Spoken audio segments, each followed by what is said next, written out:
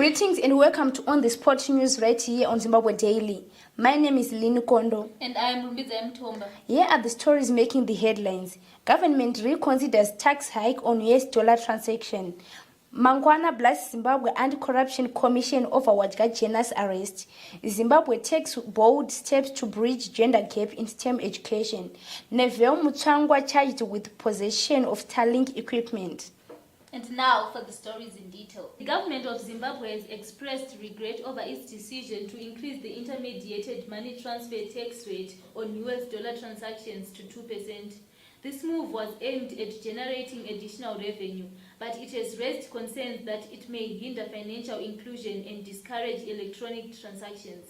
Speaking in Parliament during question time, Deputy Minister of Finance Kudakwashe Mnangagwa acknowledged that the move may have been a social and economic experiment and promised to review the policy based on its impact.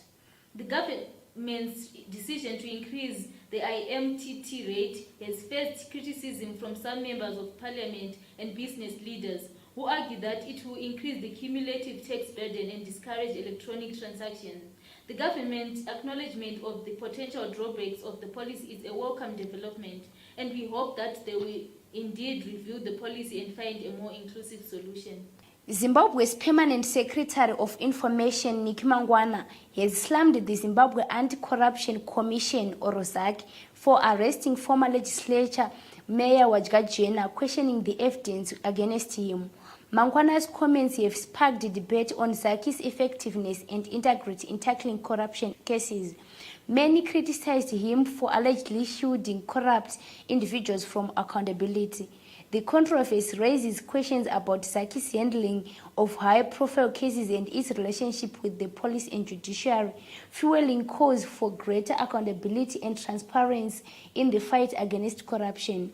Zimbabwe is taking bold steps to bridge the gender gap in STEM fields, empowering young girls to pursue their passions and creating a more inclusive society.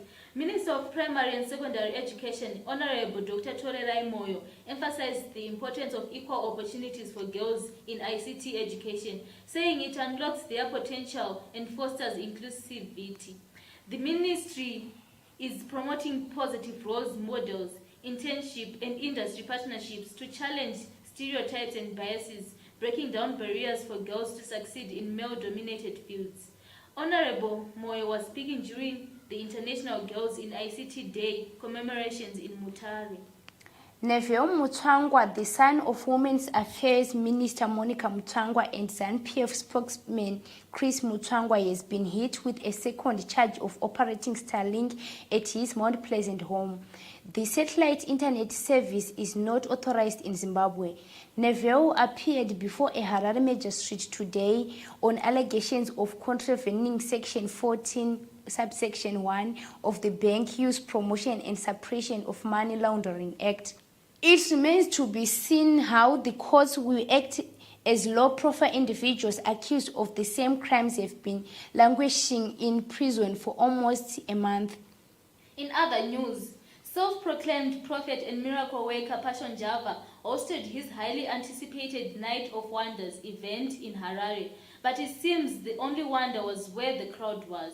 Despite promises of miraculous healings and divine revelations, the event failed to draw the massive crowds Java had hoped for.